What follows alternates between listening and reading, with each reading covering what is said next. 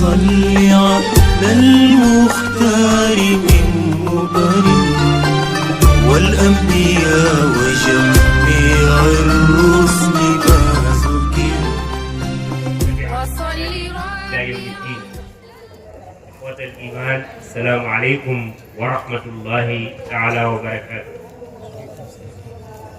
mbokk yi ñu ngi leen di nuyu di leen ziyaara di leen baalu xaq di ñaan yàlla mu boole ñu jéggal. yàlla ngi dogal del si waat nañu tey ci suñu ñaareelu fan ci guddi bi tàmbalee ko ci bismillahi rahmaani rahim ñaan yàlla mu mottalil ñu ci alhamdulillahi rabbil alamin. tey nag suñu temu tey dafa dellu ci sayyiduna muhammad sallallahu alayhi wa sallam saaxibu risala alxaalida. yonent bi sallallahu alayhi wa sallam mission du fi jóg ba ilal abad. kañ la woon fekke wuñu waaye ñu ngi ci dund ba tey. ndax lu tax mission woom daf ko gungeeg lu am solo te mooy alquranul karim. yàlla wàccee ko ci moom leerale ko yoonam mu nekk ko tegtalam ci jullit bi waaye tamit mu leeralal ñu naka la ñu man def ba jaamu yàlla, naka la ñu man def ba sax ci risalaam ba nga xamante ni del fi jóg mukk. nga yëg ni yonent bi sallallahu alayhi wa sallam moo indi diinul islaam. yàlla ni ko bu'istu, waaye nga yëg ni diine bi diine xaalisa la, diine ju sell la. ndax lépp lu sell di rek yàlla daf ko dàqal. lépp lu sell rek yàlla dëxañ ko ci biir. ni ko nag yónniwu ma la ci benn xeet rek waaye dama la yónni ci kaafatu naas, mbooleem nit ñépp laa leen yónni. kon nag tànn bi ma la tànn dama yëg ni mët nga, ndax am nga compétence bi nga xamante ni mooy doxal mission bi ba nga xamante ni sa risaala même boo fi jógee du fi jóge. mu ni nag kon yonent bi sallallahu alayhi wa sallam noonu ko yàlla yónnee ba nga xam ne risaalaam risaala xaalida la. tey mooy suñu waxtaanu tey ci guddi gi suñu ustaaz Abdou Guène di ñu ko defal, di ñaan yàlla yàlla defal ko shrah sadr ba li mu yéene indi mu mottali ko. yàlla may nu itamit ay nopp yoo xamante ni nopp yuy taataan la, waaye tamit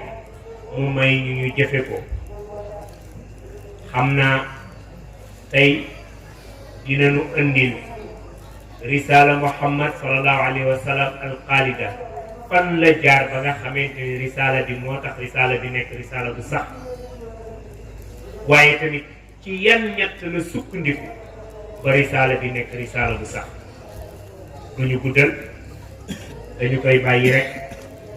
moom mooy indi li am solo. ñu koy bàyyee kàddu gi di ko wax ni al ustaaz fadal bismillah.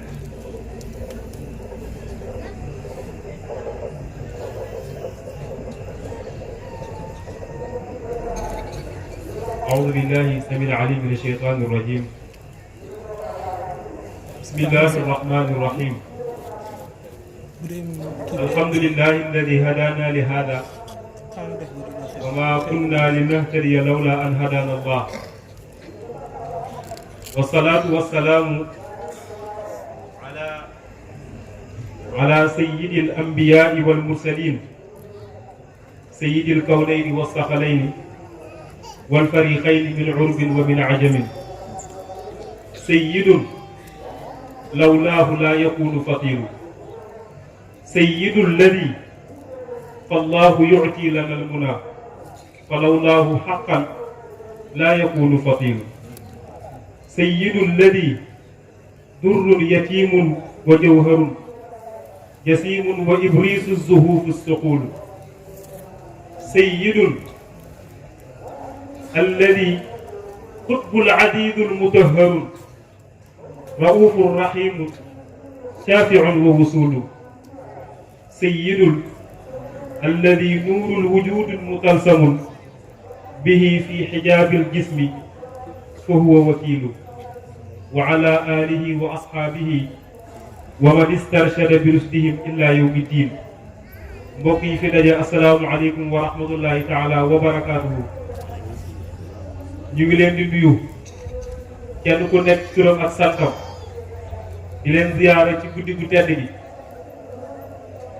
di leen baalu xaq di ñaan yàlla mu boole ñu jéggal di ñaan yàlla ci tax ñu daje fi mooy leeru yonent bi sallallahu alayhi wa sallam yàlla na yàlla def kenn ku nekk ci ñun tëbb ci la nga ca soxla ci darajaam mën na ko xam nga dañuy wax ni yàlla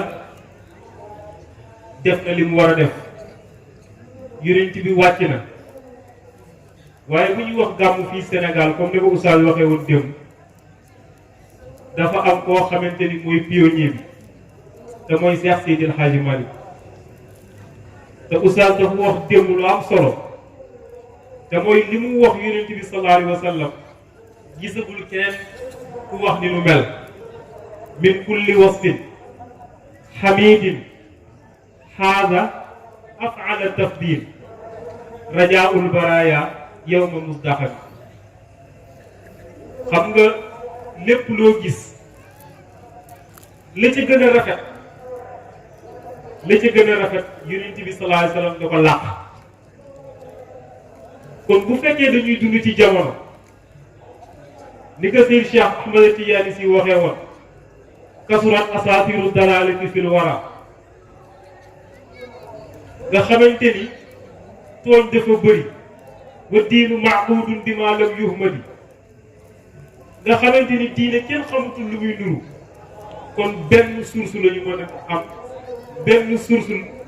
la ñu mën a dellu pour root pour nga xamante ni daañu corriger société bi ni mu mel te mooy ci yonent bi sallallahu alayhi wa sallam kon bu fekkee tey dañuy indil burdu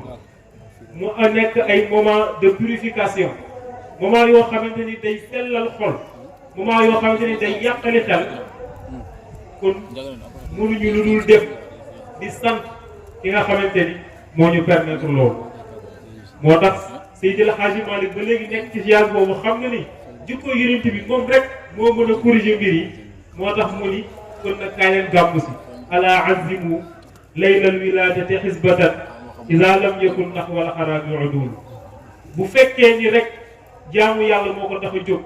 bu fekkee ni bàkkaar amu ci kaay leen màggal juddi gi yonent bi sallallahu alayhi wa sallam kon ci loolu la ñu nekk burdu comme ni ñu ko waxee léegi mu nekk ay moment de purification di setal xol yasqil muridina min kasil wusuli ila naxwal muradi alladi qad kaana mawaahu moom fi dajale tey kon kilifa gi nga xamante ni moo initié lii yàlla na ko yàlla sàmm yàlla na ko yàlla aar comme li père yi Sall di wax à chaque fois yàlla na ko yàlla may dund ak dundale may ko wér ak wér la dañ ñu dénk nag benn thème te mooy Seydina Muhammad sallallahu alayhi wa sallam saaxibu risala al xaalid maanaam Seydina Muhammad sallallahu alayhi wa sallam c'est un éternel missionnaire mission ba léegi dogul amul kenn ci ñun koo xamante ni gis na yonent bi sallallahu alayhi wa sallam ñu dundanteeg lii ci jamono waaye boobu ba léegi leeram mi ngi rogalaat bi ñu fekk fi ñu nekk lan moo waral loolu xam nga yàlla suñu borom bi mu amee projet pour defar iman dafa wax benn phrase bu simple mooy kuntu kanzan muxtafiyan lam u'raf fa ahbabtu an u'raf waaye fa ahbabtu an u'raf fa la lépp déparé te mooy dafa ni dafa nekkoon foo xamante ni kenn xamu ko mu bëgg nag moom suñu borom ñu xam ko parce que toog fi mu toog kenn xamu ko amul njëriñ waaye yàlla nag bu fekkee dafa bëgg nit ñi xam ko dafay déployer moyens yi mesure d'accompagnement yëpp da koy dégager waale yàlla nag créer ñeenti mbir yàlla bu bëggee créer projet dafay def lu ñuy wax cadre bi da koy créer ba pare mooy le contenant bi fii mooy al islam bu ñu fa jógee yàlla contenant rek amul ko solo faw mu am programme te programme bi mooy alquranul karim waaye tamit yàlla dina am koo xamante ni dëri ni kee mooy repère bi dee leen ko roy pour projet de société bi mën a réussir te mooy kooku mooy Seydina Muhammad sallallahu alayhi wa sallam Seydina Muhammad sallallahu alayhi wa sallam pour modèle repère la ñi dégg tubaab xam nañu lan mooy modèle Mame Cheikh bu Serigne Moustapha dafa waxoon te yonent bi du modèle kenn ku leen di wax yonent bi du modèle yonent bi sallallahu alayhi wa sallam repère la bu ñu fa jógee nag am na koo xamante ni mooy maître d'œuvre bi te mooy yàlla subhanahu wa taala jalla jalaaluhu wa azza kamaaluhu kon temu tey bi dañ koy tënk ci ñeenti ñoon mooy al islam alquranul karim sayyiduna muhammad sallallahu alayhi wa sallam waaye tamit yàlla subhanahu wa taala parce que l'islam dafa éternel kon mission yonent bi faw mu éternel alquranul karim dafa éternel kon mission yonent bi sallallahu alayhi wa sallam faw mu éternel yonent bi sallallahu alayhi wa sallam yàlla ñi koy yónni dafa éternel kon mission faw mu éternel plus moom éternité moom yonent bi sallallahu alayhi wa sallam xam nga yàlla bi ñu waxee dafa créer cadre bu ñuy wax al islam xam nga dañuy wax islam diine la boo xamante ni dafa original boo xamante ni nit ki ci bokk sax da koy def moom mu original parce que l'islam bëggul photocopie kon yonent bi bu nekkee modèle photocopie lay créer parce que man oustaz Cheikh yére bi rafet na modèle bii laa bëgg nga ñawal ma ko bu mel noonu te yonent bi nag kenn mënul wax ni yonent bi ni mu mel noonu la nit war a mel dañ ci ñëw léegi bu ñu yegsee ci moom l'islam nag diinul wasatiyya la maanaam prônéwul pour radicalisme l'islam du l'islam bu radical l'islam dafay prôné pour diggu dóomu lépp looy def nga def ko juste milieu waaye bayna al aalamil maddi wa ruuhi mu nekk diggante matière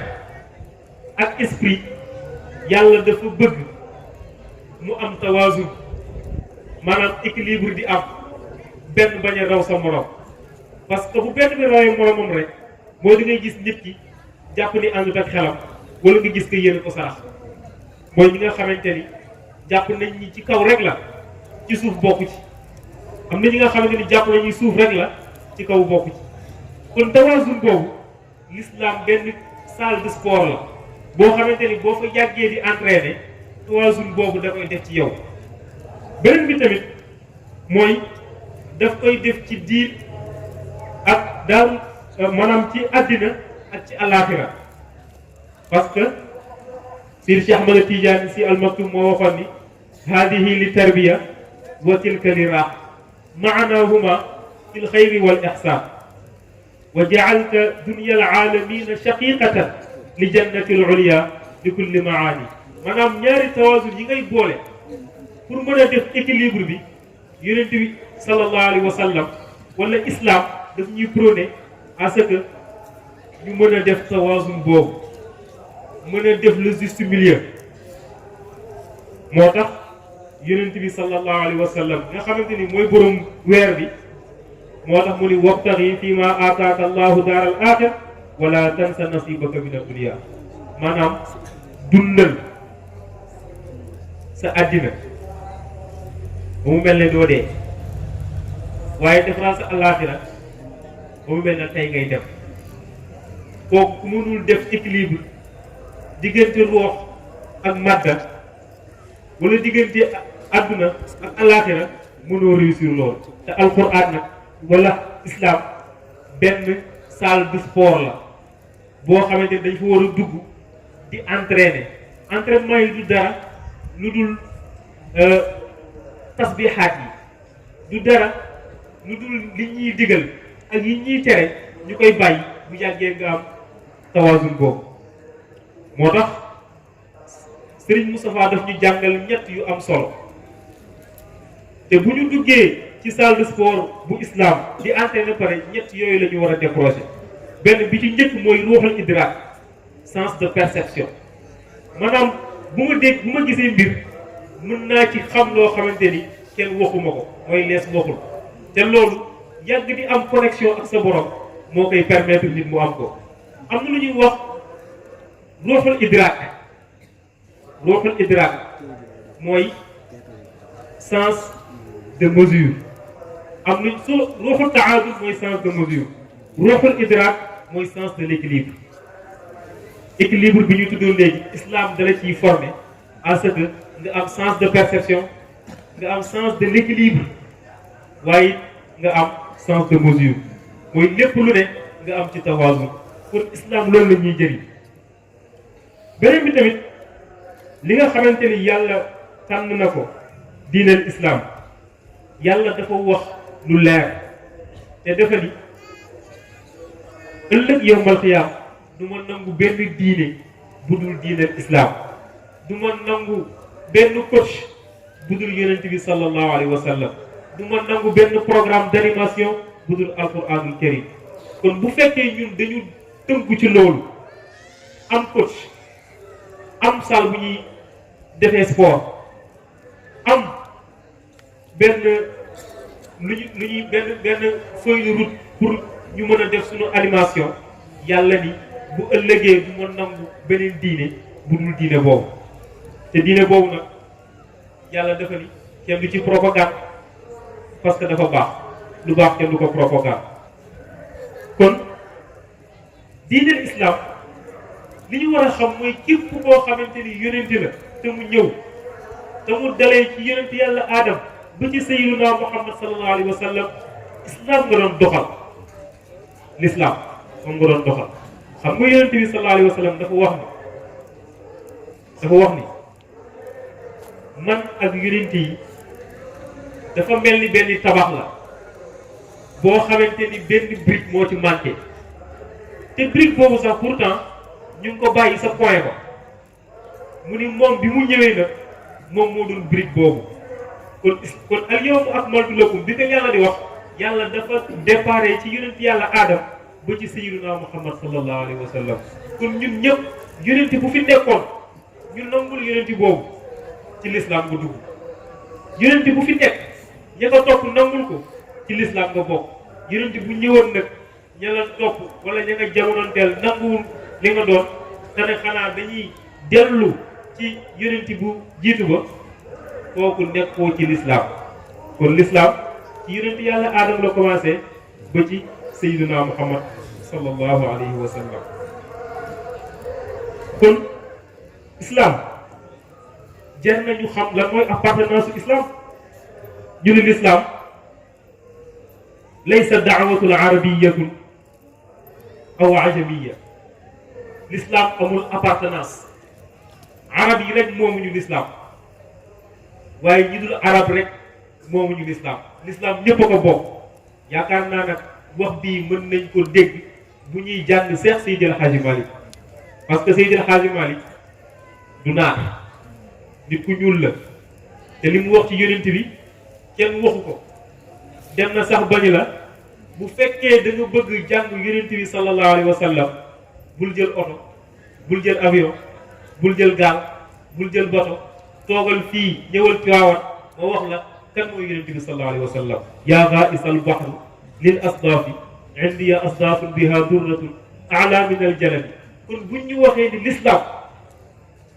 amul appartenance arab yi moomuñu ko bu ñu xoolee Seydi El Hadji Malick rek war nañu gëm loolu. l'islam bi tamit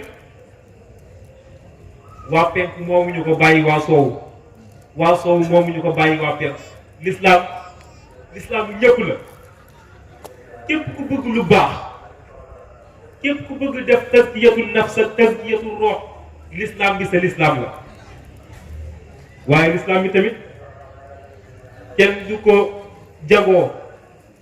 ci couleur maanaam nit ki dafa xonq ñoom ñooy borom l'islam déedéet ñii dañoo weex ñooy borom l'islam ñii dañoo jaune wala ñii dañoo ñuul déedéet l'islam bu ñëpp la. ni ngay fekkee Makka jullit noonu ngay ñëwee Sénégal fekk ko noonu ngay demee Japon fekk ko noonu ngay demee Alexandrie fekk ko kon l'islam risaala aafiya la yor. beneen bi tamit mooy l'islam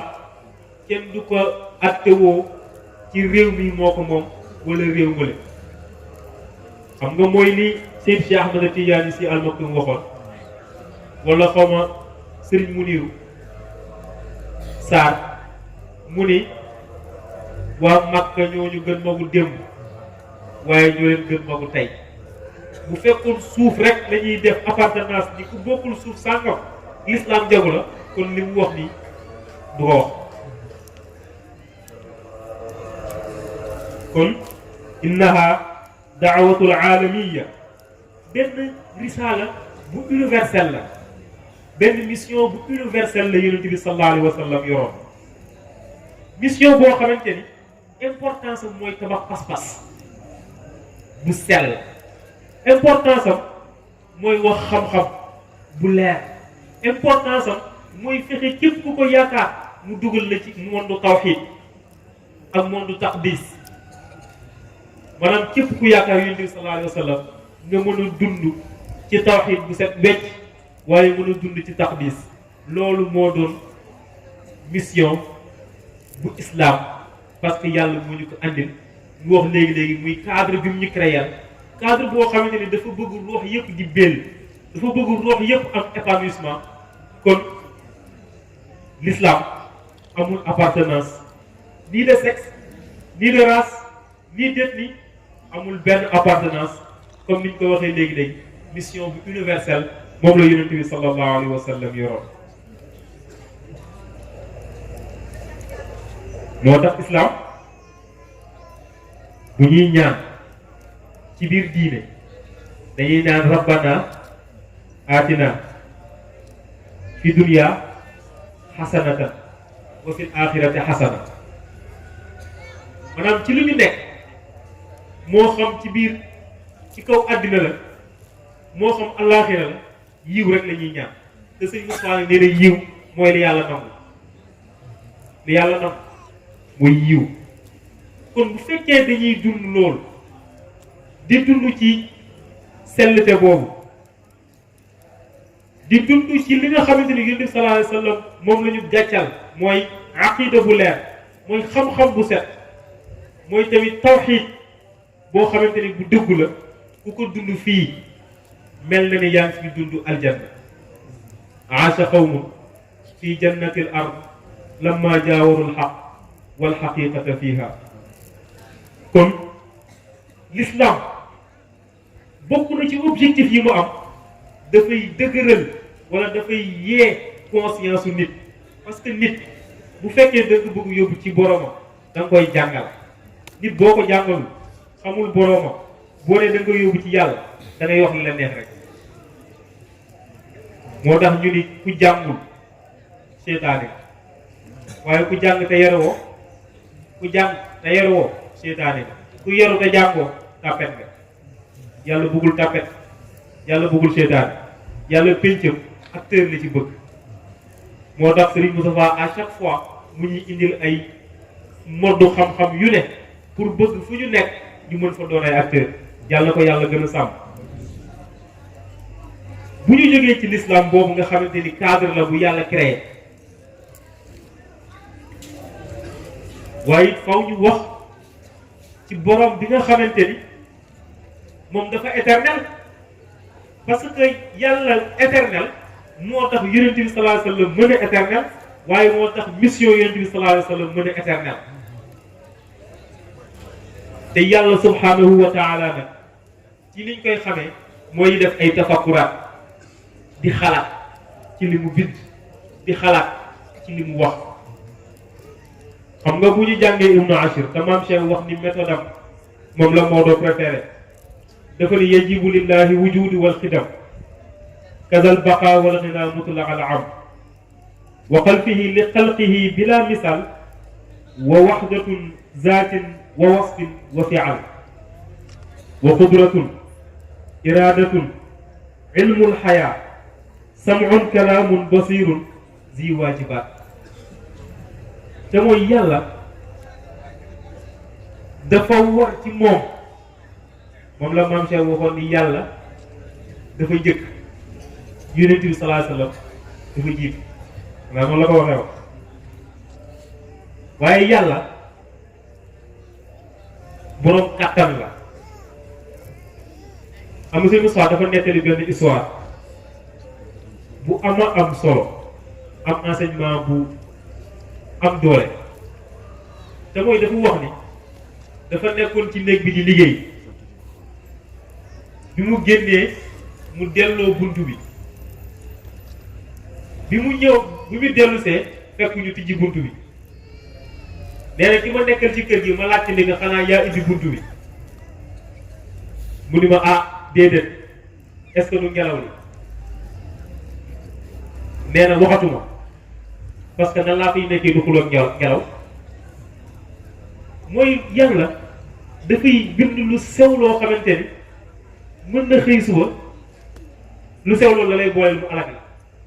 moo tax yàlla koy fontoo wala nga koy kallakalee da nga xamul kon yàlla tamit kiy dégg lépp mooy yàlla subhanahu wa taala moo tax yonent bi sallallahu alayhi wa sallam yàlla mën ko wax yu saa yu amee ñuy déngi rek mu ni kaa defal attention ci nangam parce que yàlla mooy samiun basir yonent bi sallallahu alayhi wa sallam tamit fu mu mënti nekk kaddu yàlla mi ngi koy gunge parce que da koy def mise en garde waaye di ko woon yoon bu muy jaar kon yàlla ñun dañuy wax ni bu ñuy bëgg comprendre alquran sëñ Moustapha dafa ne yonent bi sallallahu alayhi wa sallam dafa bëgg comprendre suñu borom parce que moom moo koy waxal moom directement waaye ku am gis-gis te jël ci basiram boobu tëbb ko yonent bi sallallahu alayhi wa sallam mooy yàlla moom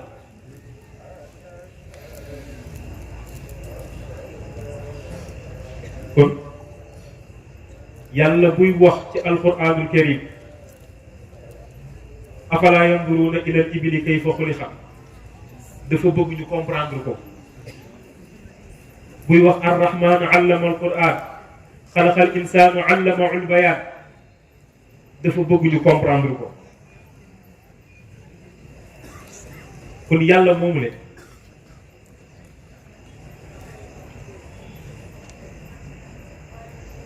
maam Cheikh Ahmad Tidiane Sy Al Maktoum dafa am lu ñu jàngal ci moom ci taahat bi nuuri jamalikal axlaam pour ñu gën a mën a comprendre kan mooy suñu borom waaye ñu mën a gën a comprendre éternité bi mission yonent bi sallallahu alayhi wa sallam éternel mi ngi aju ci yàlla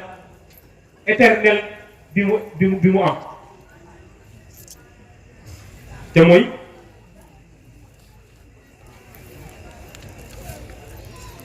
maa kullu shay'in fil awaalimi kulliha illa kama xattat bihi aqlaam maa kullu shay'in maam Cheikh nee na amul benn mbir fil awaalimi kulliha ci bii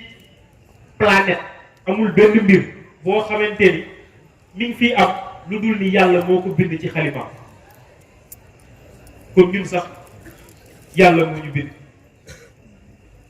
yàlla moom moo bind fa shams wal xamarul muniir wa gayruhu wal ardu wal murruxu wal ajraam tati li ayni muraqibin fa kamaqtadaahu riayatun wa nidaam mooy yàlla moo bind jant bind weer bind suuf bind planète Mars ak yee ca aju te bu mu bindee suuf ba léegi suuf a ngi fi bu mu bindee asamaan ba léegi kenn yëgul fu mu xotteekoo kon alquran na comme du xotteeku mission yonent bi sallallahu alayhi wa sallam du xotteeku mukk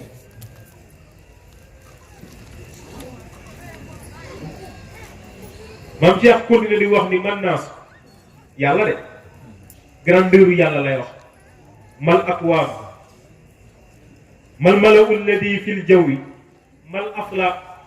mal arxaamu illa gubaaru taarat min xudri sama wa min alsamai min umuri min al umuri izam te mooy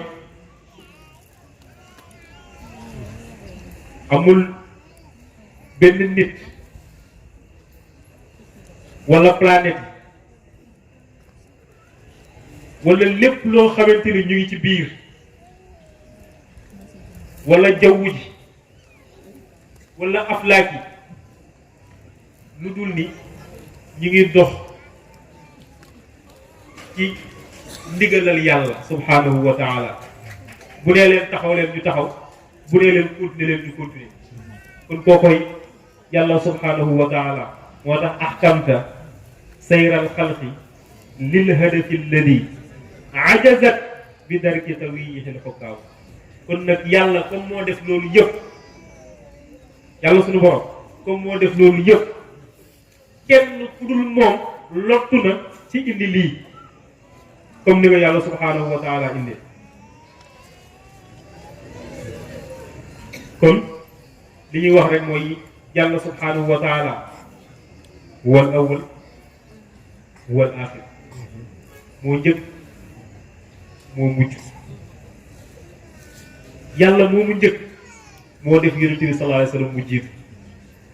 yàlla moomu njëkk moo def mission yonent bi sallallahu alayhi wa sallam daf fiy sax yàlla moomu njëkk moo def yonent bi sallallahu alayhi wa sallam ci boppam fii ba abadal abidin kenn du ko gën yàlla moomu njëkk moo def yonent bi sallallahu alayhi wa sallam yonent bi ñëw gannaawam xanaa kon garantir na ko ni nga sa mission dafa éternel li mu ko def rek li mu def ni indiwul beneen yonent gannaawam rek garanti la ci ni mission yonent bi sallallahu alayhi wa sallam dafa éternel waaye yàlla bu fekkee comme ni ñu waxee léegi dafa créer benn cadre muy islam moom ci boppam mu nekk maître d'œuvre bi di superviser yëpp parce que maam Cheikh da ko tëgg dafa ni allahu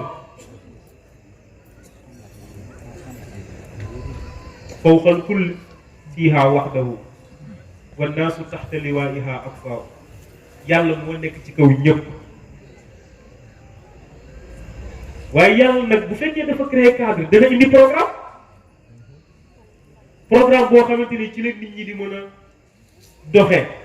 di yëwanal seen wàllu pénc yëwanal seen wàllu économie yëwanal seen wàllu politique yëwanal lépp loo xamante ni dañ koy soxla ci jamono bi ñuy dund mu indil ñu alquranul karim ñu ni wa huwa kitaabul mahfuz yàlla moo préserver boppam alquranul karim moo tax Serigne Moustapha jàngal ni ñu ci laylatul xadr bii paase mu ni ñu yàlla rek moo wattu alquran parce que inna nahnu nazzalna zikr wa inna lahu la xaafizun keneen ku dul moom nag da ngay taree alquran kon alquranul karim kitaabul mahfuz la waaye aaya yi nga xamante ni alquranul karim liñ koy dégager aaya yi baatin mënu ko doxee gannaaw baatin neen billaam baatin mënu ko doxee gannaaw mënu ko doxee kanam parce que kiy protéger ñëpp moo ko protéger te mooy yonent bi sallallahu alayhi wa sallam te mooy yàlla subhanahu wa taala beneen tamit alquran kitaabu shamil dafa global alquran médecins yi bu ñu soxlaa lu ñu liggéey seen wàll nga ca biir nitu yoot seen wàll nga ca biir homme de lettres yi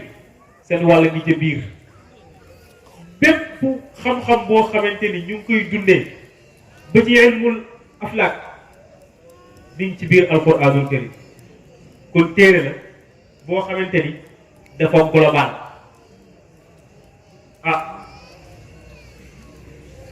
te téere la boo xamante ni képp ku bëgg njub itam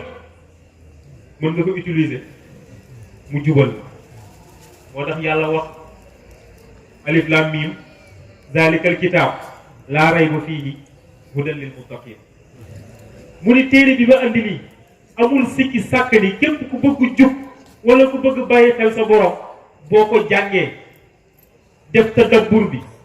di ko appliquer def tatbiq bi yàlla mën na la defal sutura li ngay wër ci sa àddina ak sa alaaxira yàlla mën na la ko defal moo tax alif laam miim zaalikal kitaab laa rayba fiihi ñëw moo tax am benn waykatu arab sax bi muy kañ alquran dafa ni kitaabullahi kanzul muminina la naalu bihi ula dunya wa diina mu ni téere la boo xamante ni trésor bi ci nekk trésoru jullit ñi la mu ni jullit ñi nag dinañ amee ci téere boobu yëkkati àddina waaye mucc keroog yowmal xiyaam te yaakaar naa ñun ñëpp loolu rek la ñuy ñaan yëkkati ci àddina mucc yowmal xiyaam yàlla ñu ko yàlla defal ci barke borom guddi gi yàlla itam pour wax importance su alquran ñun dañuy dellu ci alquran pour xam importance su alquran te mooy dafa ni alif lam mim allahu la ilaha illa huwa alxayyul qayyum nazzala alayka alkitaba bilhaq bépp dëgg boo mën a bëgg toute sorte de vérité yàlla wax na ko wax na yonent bi sallallahu alayhi wa sallam mu appliqué ko wax na jullit ñu roy ko kon lay amatul ci biir alquranul karim tamit ñi nga xamante ni gëmuñu yàlla wala gëmuñu yonent bi sallallahu alayhi wa sallam bu ñu delloo ci alquran yey leen parce que ayatul muhkamaat yi ña nga fa ayatul mutashabihaat yi ña nga fa pour les hommes de science yàlla di interpeller borom xam-xam yëpp ar-raasixuuna fil ilm di leen défier pour wax leen sama programme de société moo gën ci programme société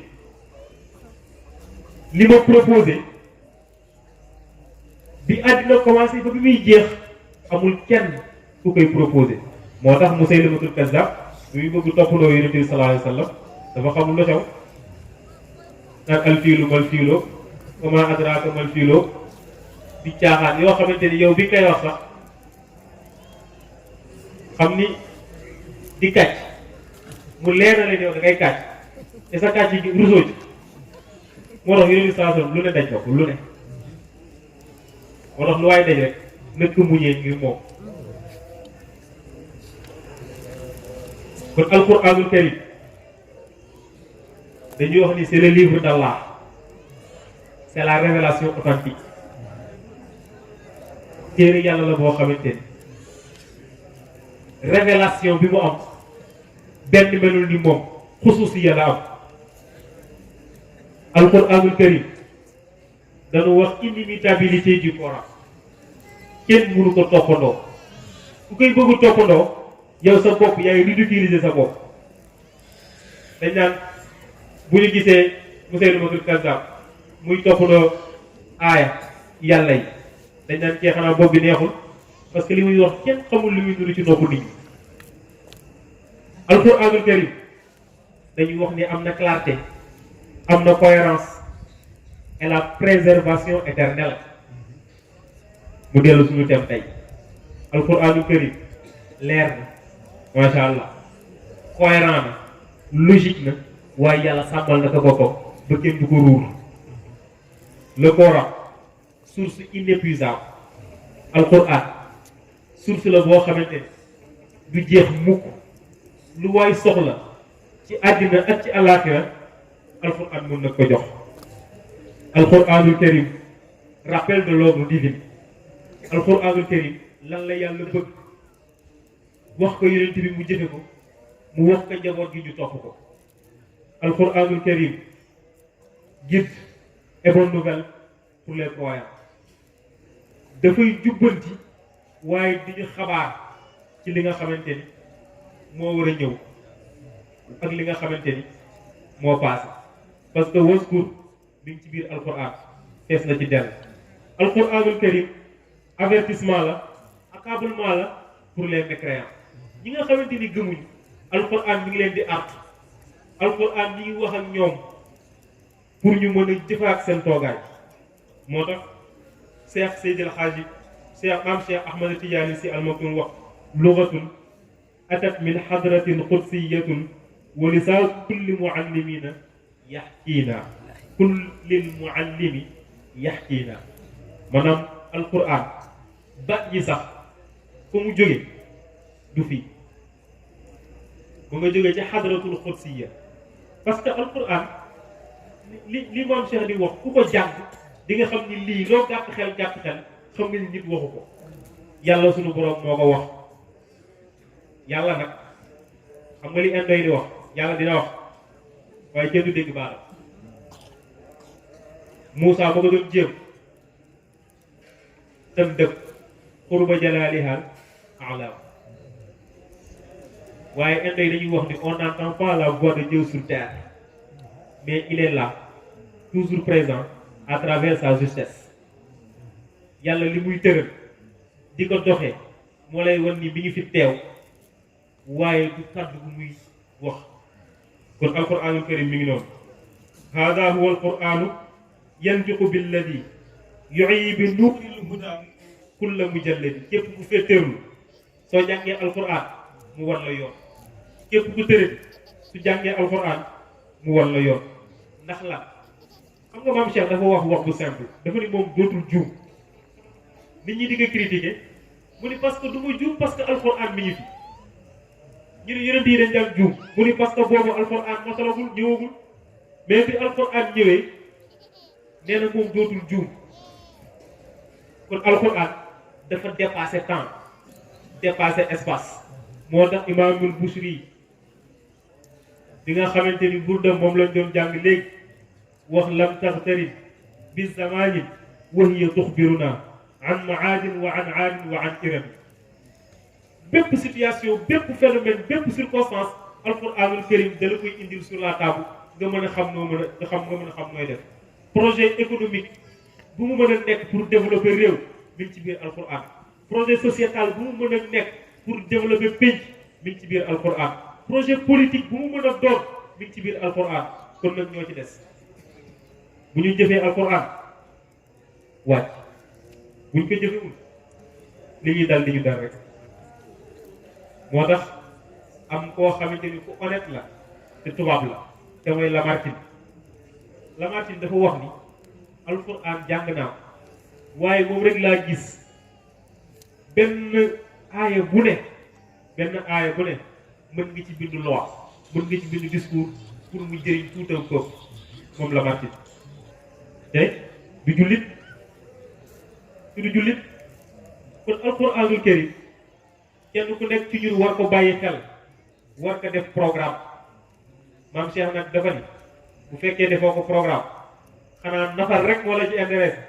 yàq xar yeeg bàyyi ma yeeg yow nafaral rek waaye ñu dul nafar nag comme ñuy nafar ñooy xar yeeg bàyyi ma ñu dul nafar nag yàlla bind indil ñu alquran ñu ni ko fa teg di jàng leneen kon alquran ngoog sunu alquran la te pour nga jëriñoo alquran boo nekkee jullit nga jëriñoo alquran dina la yomb kon yàlla bu créé l'islam muy cadre mu indi programme muy alquran waaye faaw mu indi professeur nga xamante ni mooy dérouler programme mooy yonent bi sallallahu alayhi wa sallam xam nga yonent bi sallallahu alayhi wa sallam dafa bokk ci li tax mission éternelle mooy fi ñu ko jaarale maam Cheikh dafa nañu yonent bi sallallahu alayhi wasallam dañu tester courage physique tester courage moralam bi ñu tester courage moralam ba pare ci lañ ko indi ci kaw suuf am si Moussa daf ñu jàngal ni ñu yàlla su bëggee créer nit koo xamante ni daf ko naroo wékk mission nit kookule yàlla da koy waajal dafa am ay chromosomes yu yàlla yor chromosomes yooyu la yàlla di compiler pour mën a créer nit kookule bu ñu xoolee ni keekat Oustaz Ale Seck la ñu xool Oustaz Jibril Diop ni Oustaz Jibril Diop la xool Oustaz Cheikh Mbaye ni Oustaz Cheikh Mbaye la parce que dafa am lu leen wuutale te yi leen wuutale ci chromosomes yi yeneen bi li nga wuti léegi ñëpp moo tax ma ni mënul nekk modèle li nga wuti léegi ñëpp mi ngi ci chromosome yi te yàlla nag dafa am ay ndàmbi chromosome yoo xamante ni benn bu ne def ci ndëkk yeneen bi yaakaar naa mu ngeen wax ay boxoor ak ay xijaab bokk na ci chromosome yi moo tax Moro kenn du moom wax nañu ba waxuñu chromosome yi nga xamante ni fa la ñu dugal yeneen bi sallallahu alayhi wa sallam fa xudratun minnatun min qabliha izamun wa rahmatun wa saadatun li mustalimi karamatun baadaha fi laddi manzilatin hidayatun wa nubuwatun fala tahimi wa rifaatun taatu lmawla shafaatuhu fihi tamamun lida tartibi faxtatimi Seydi El Hadji Malick chromosome bu yonent bi salaa sallam jaar ñu wax ñu ko tur yi yam fa daan sabbal ñu wax ñu ko kon yonent bi salaa sallam bu ñëwee ci àddina nii rek la mën a mel mooy li maam Cheikh di wax yonent bi salaa sallam daal ñu ne ko ah mu ne yonent bi salaa sallam daal ñu ne ko ah mu ne maa tayu yàlla la yàlla ko defar ba pare ni maa tay kon yonent bi salaa sallam boobule moo war a doxal programme te programme bi mu tënk ko ci hidaaya d'abord njub fexe ba nit ñi am njub xam nga maam Cheikh même bi may jàng kaaxat bi nuuri jamaalikal axlaam bi mu agsee ci Isa dafa di farawa Moussa mu di fa ata waaye Seydina Muhammad sallallahu alayhi wa sallam dafa di fa hada kon hidaaya njub mbiram la nañ ko ko bàyyi kon yonent bi sallallahu alayhi wa sallam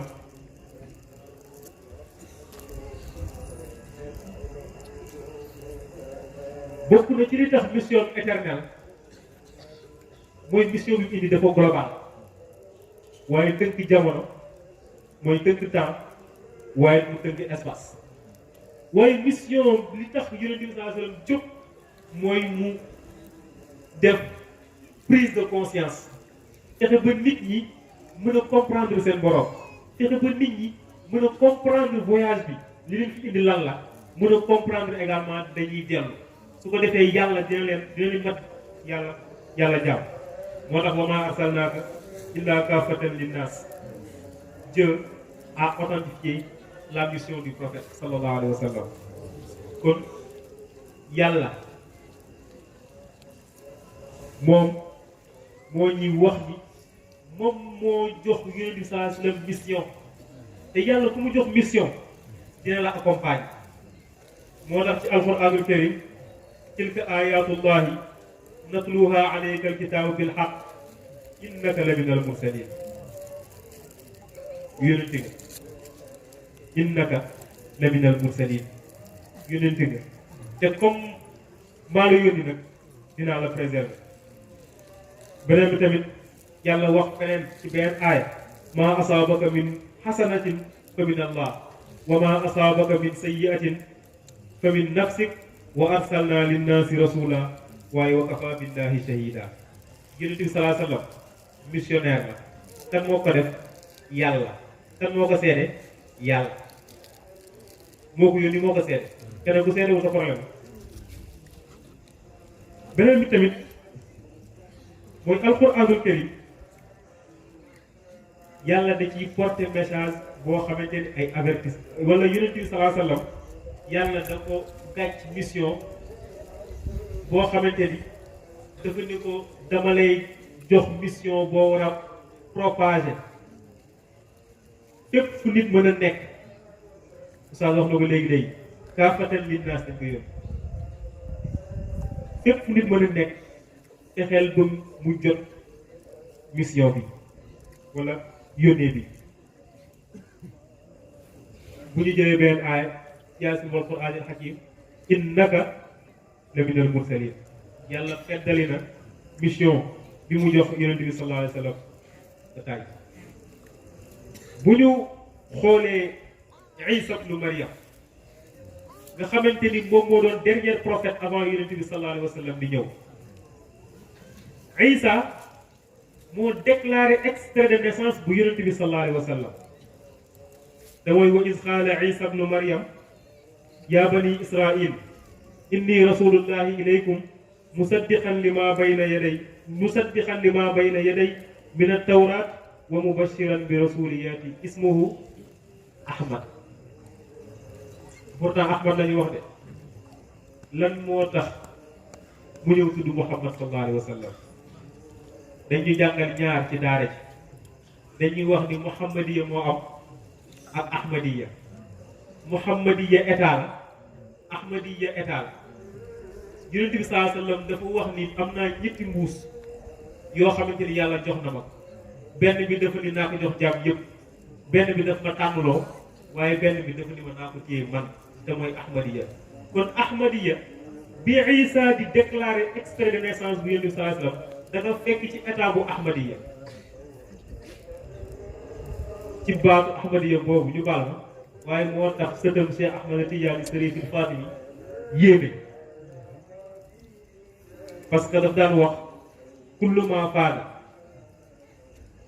wa baraza min zaatillahi subhanahu wa taala tatalaqa zaatu sayyidil wujud kullu ma faaza wa baraza min zaati sayyidil wujud tatalaqa zawaatul anbiya waaye cheikh ni kullu ma faaza wa baraza min zawaatil anbiya tatalaqa zaati moom cheikh nee na lépp loo xamante ni jóge na ci piiw yàlla ba Yonent bi sallallahu alayhi wa sallam moo koy teew yàllaay sant rek Yonent bi teg dënn amoo ci Yonent bi sallallahu alayhi wa sallam bu sant rek Yonent yeey teg dënn amoo ci nee na Yonent yëpp nag bu ñu sant rek man Cheikh maay teg dënn maay amoo ci képp ku am wilaay maa la tëb moo tax muy mu widdul awliya moo tax bi mu juddee ñu ne Cheikh Cheikh Ahmad mu dellu ci Ahmad yee bi ñu tuddoon léegi kon di nga xamante ni mission Yonent bi sallallahu alayhi wa sallam noonu la saxee tariqatu tijaan noonu lay saxee ba faaw.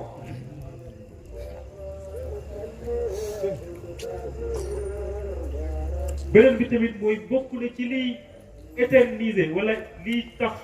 Yonent bi mission éternelle mooy Yonent bi dafa liggéey ci cadre jikko asiyam wal xiyam jikko yu tedd la fi bàyyi jikko yu am solo la fi bàyyi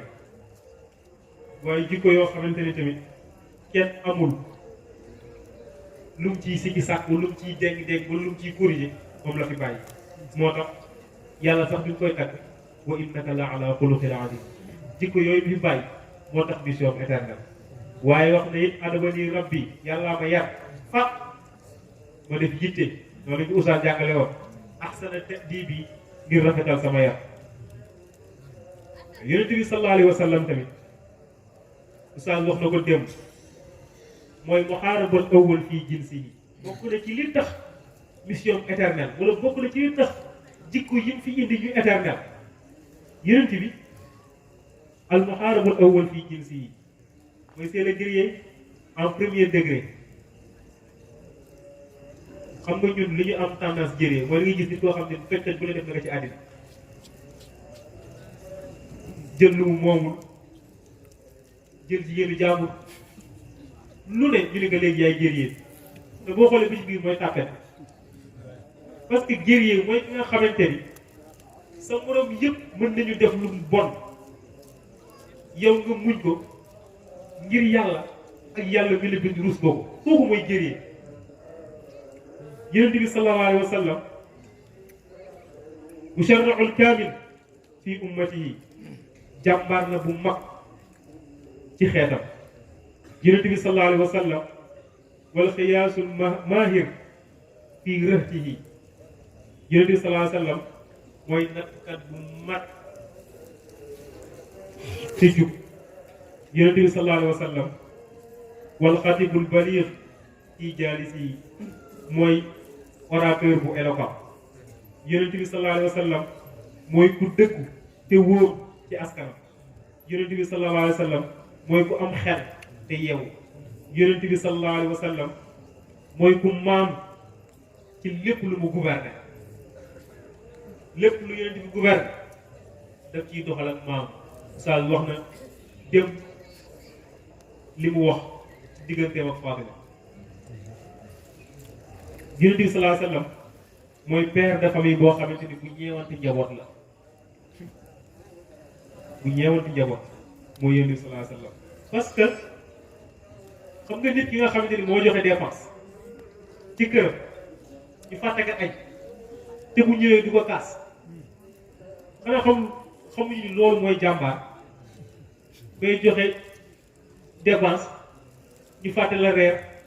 nga bëgg tukkal kër gi naan benn géñoo fi nekk maa koy takkat. Yonent bi sallallahu alayhi wa sallam daawul doxale noonu ku yërëmul jigéen ñi. Yonent bi sallallahu alayhi wa sallam jàmbaar bu mag la woon ci peuple am waaye Yonent bi sallallahu alayhi wa sallam yonent bu yiw la waaye yonent boo xamante ne ci ñëpp lañ ko yónni ci kaw suuf. kon fa inna muhammadan fi kulli xarnin rasul laa yaxiibu wala yaxiibu alayhi min almuhaymin yaala rabbi salaatun kulluha mara alxasibu. wasalaamu aleykum wa rahmatullahi taala.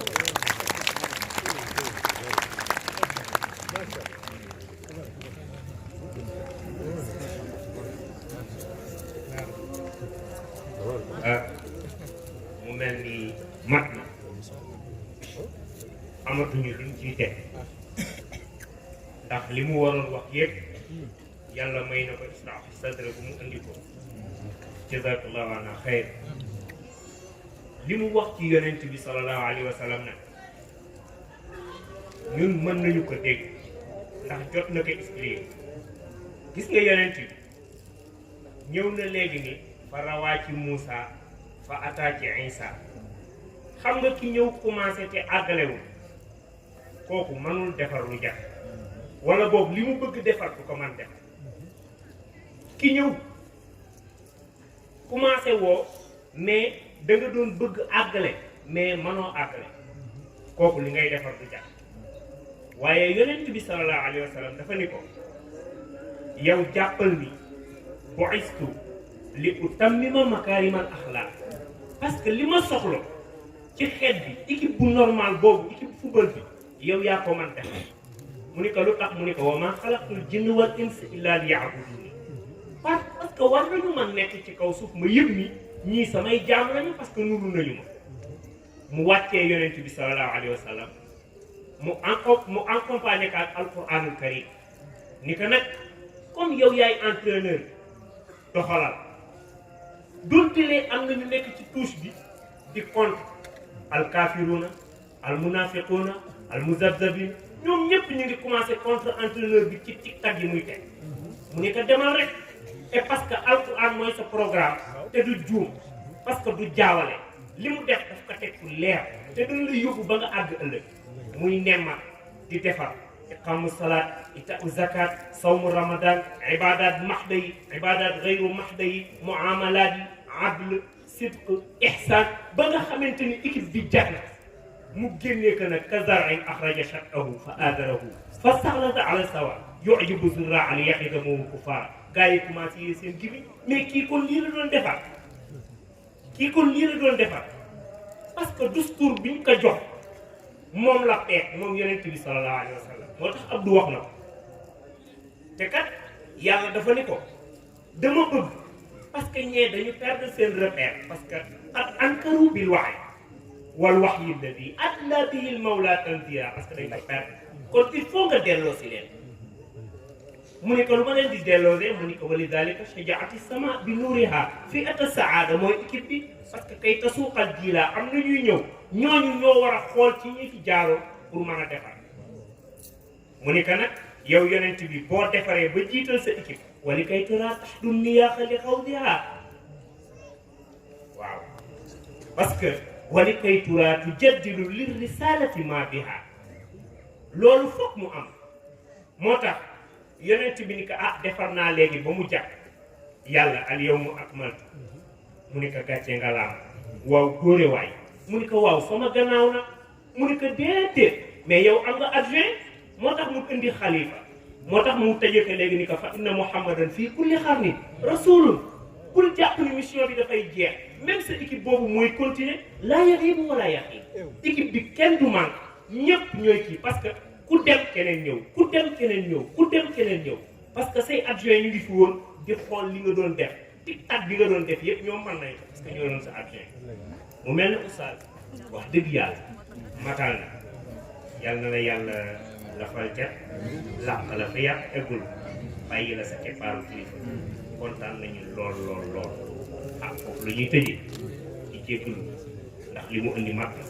asalaamaaleykum rahmatullah thème suba bi nekk na thème bu am solo ñu bàyyi ci xel moom it parce que suba moom la ñuy def sayyiduna Muhammad sallallahu alayhi wa sallam ala aabid az-zahid te yonent bi nekkul saaxibu risaala al-xaalida kese kese borom mission bu sax déedéet te jaamukatu yàlla piir boo koy wër seetal yonent waaye ku dëggu àddina dëgg boo koy wër seetal yonent kon mu mel ni Oustaz Ibrahima Sow moo ñu koy defal moom it ñu koy ñaanal yàlla kàttanal ba li Oustaz indi mu indi lu mel noonu jazakumullahu wa ana xeyran assalaamu aleykum wa rahmatullah أرجوك يا ربي في الدارين ترحمنا بجاه من في يديه سبح. salaamaaleykum wa rahmatullahi taala wa barakaatuhu mbokk yi nga xamante yéen a ngi topp seen fi nga xam ne mooy dellu si wàllu technique pro mu nekk si wàllu localité Saint-Louis xëy na ñu ngi dellu si waat ci wàllu bourde bi xëy na nag ñu ngi dellu si wàllu bourde bi comme ñu ngi ko organisé si wàllu niveau de Saint-Louis lépp dañu tënkuwaat si niveau national muy dellu si wàllu daayira bi xëy na tijji nañ ko nag démb mu nekk mardi ñu tijji ko booy xool yëpp ci Sénégal yëpp mais aussi particulièrement si daayiratu Moustarchidine wal Moustarchidaty au niveau de Saint-Louis technique pro ñoom tamit incha allah rabbi xëy na def nañ ci liggéey bu mucc ayib bi nga xam ne mooy dellu aussi ci wàllu thème bi ku ñu taxawal nag muy dellu si wàllu suñu mbokk al oustaz Djibi mu dellu si wàllu enseignement mën nañu wax ni moom lañ ko dénk lépp loo xam ne mooy dellu ci wàllu bourde bi mu def fi tamit wàllu ouverture bi ci wàllu thème bi muy dellu si l'humanisme du prophète Seydina Mouhamed sallallahu alayhi wa sallam tey ko doon def thème bi mu dellu si wàllu mercredi muy dellu si wàllu al oustaz Abdou Guèye mu delloon ci wàllu li nga xam ne mooy dellu si wàllu Seydina Mouhamed l'éternel missionnaire xëy na ñoom la ñu dalal muy dellu ci wàllu deuxième jour bourde bi fas yéene waxtaan ak ñoom ci li nga xam ne mooy dellu ci wàllu doxalin yi nga xamante ni moom la ñu dellu ci wàllu bourde bi oustaz ñu ngi lay nuyu bu baax a baax. ñoo ngi lay fay di la gërëm di gërëm ñi nga bokkal liggéey bi yëpp ak ñi fi teew ñëpp ñu ngi leen di gërëm. xëy na ñu ñëw ci wàllu waxtaan bi muy dellu ci wàllu bourde bi xëy na tijji nañ ko démb mu dellu ci wàllu mardi yow yaa def ne muy dellu ci wàllu ouverture bi waxtaan bi mu dellu ci Seydina Mouhamed l'humanisme du prophète sallallahu alayhi wa sallam particularité bu nekk si wàllu bourde ren bi lan la jagle bi si nekk. waaw particularité bi mën nañu ko xam ci tabaarakallaahu ni ñu tërale bu ñu xoolee at yi passé dañu daan def bourde benn yoon wala ñu def ñaari fan wala ñett ba daaw ñu def ñeenti bourde mais ren bu ñu xoolee fukki bourde lañu fas yéene def